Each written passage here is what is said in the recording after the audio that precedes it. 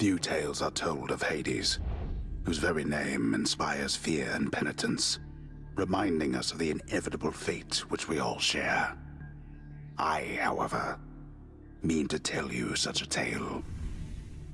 Listen carefully. You are Zagreus, the son of Hades himself. Sick of your father's belittling and his bitterness towards you. Enough is enough. Determined and trained in combat by Achilles, you put in a plan in motion to once and for all escape the underworld, to meet your relatives on Olympus. With the aid of Nyx, you gain the favour of certain relatives in the form of boons to help you on your journey. This will not be an easy adventure. Are you willing to do what it takes to survive and finally get away from your father? Time will tell.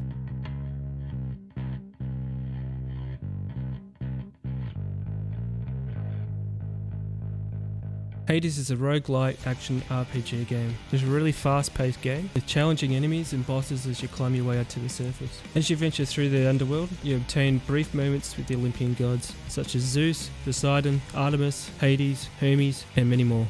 The gods offer you boons to help you succeed. These boons offer a wide range of buffs to you. Zeus gives you lightning buffs to your attacks and dodges. Athena gives you reflex buffs and protects you from damage.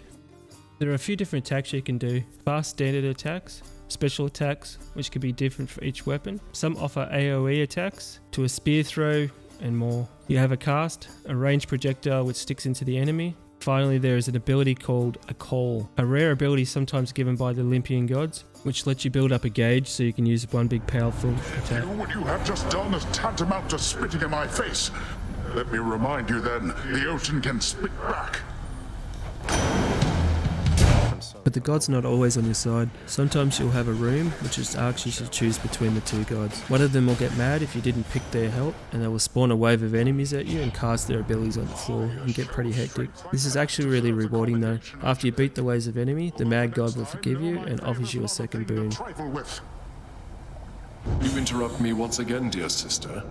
You know I do not care for that. Then there are times if you've triggered certain requirements by picking a certain combination of different boons from different gods. They will chime in on the conversation and offer a duo boon, a special boon which combines both of the gods' abilities together. They can be very, very powerful. For instance, I got a duo ability from two gods, which regenerated my health every second, and I was on my last life. You can unlock 6 different weapons. They all have a completely different playstyle, ranging from a bow, a fist weapon, spear, or a shield which you can use as a battering ram, or throw it like Captain America. There's a lot more to the game besides just the god boons and the different weapons. There is a Daedalus hammer, a rare upgrade which you randomly get during different paths on your escape attempts. These offer a very powerful upgrade to your weapon at the time, and you can get multiple different upgrades on some escapes. They're pretty cool, like changing your spear to striking a cone attack instead of just your standard normal attack, to making the gun shoot multiple rocket launches with every press. Then there is Darkness Gems. This is your main currency for upgrading you permanently via access to the Mirror of Night in your bedroom. Centaur Hearts. These boost your max health by 25 each time. These are very, very important if you want a successful run. Pomegranate of Power. These let you choose one extra power level of your boon you currently have, an essential part of your current run. Charon's Opal. This is the gold currency used to buy boons and buffs and extra food to regenerate health from Charon the ferryman who sells his wares. Plethonic Keys. These let you unlock new weapons and new options in the Mirror of Night in your bedroom. Gemstones. These are used to upgrade aesthetics in a House of Hades courtroom and your bedroom, to small upgrades in different regions of the underworld. I really like this feature. It's something I could slowly unlock the more I play. Titan Blood. These are a very rare item that lets you unlock a new aspect of your chosen weapon. It changes the weapon attacks and gives you a new model for your weapon. Nectar Drinks. These are a rare reward which you can give to different gods and earn trust and further progress the story with them. In return, they offer you a keepsake trophy. These keepsakes give you different effects and you can swap them out between each run, or even after beating each main boss during the run. Wearing certain keepsakes gives you a higher chance that you'll meet the god during your run. To buffs which reduce damage taken from the front, to extra currency, to extra health. Diamonds. They unlock rare upgrades from the House of Hades contractor. You can unlock a fishing pole with diamonds, and I highly recommend getting this first with your first diamond. Fishing lets you collect different fish in certain escape runs. What's really good about him is you can turn him back into the cook in the House of Hades, and he will reward you with different loads of currency. I'll get you next time, fish. Each weapon can unlock more of the rare currencies by defeating each boss for the first time. It's definitely worthwhile using every single weapon you actually have to get maximum currency. After defeating the final boss for the first time, you'll unlock this new endgame feature. When you're going to start your next escape run, the door will actually have changed colour and you'll actually have new options pop up. You can add more negative effects to your run, and this will reward you with even more rare currencies for each successful run. It's a very colourful and very detailed world that they've actually built here. It's the attention to detail which actually blew me away. To the art of each god, to the fluid combat animations, to the way Zagreus flicks his hair to get the blood out of it after returning to the House of Hades. They keep improving with each game they make, and every game they have made is absolutely beautiful and stunning.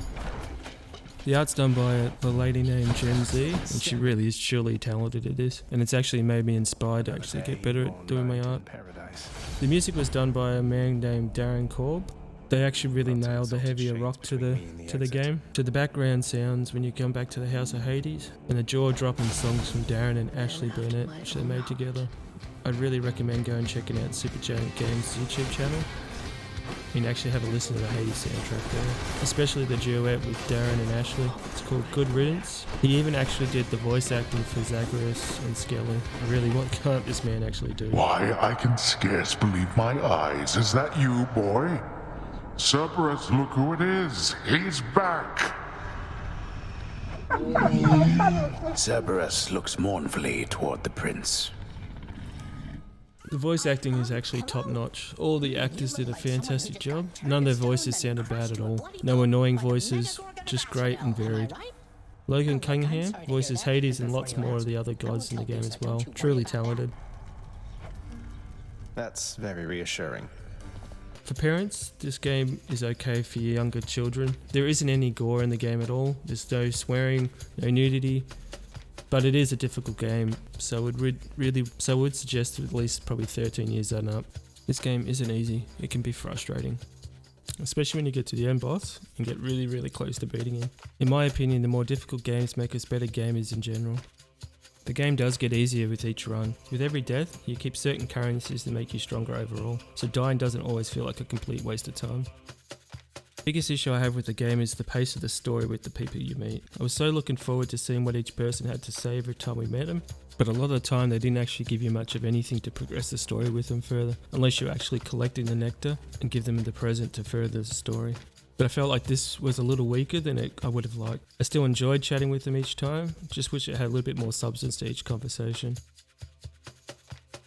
I would have actually liked to see more bosses in the game, but it is this smaller team which actually made the game, and plus its reduced price compared to big titles, it does feel adequate for its price.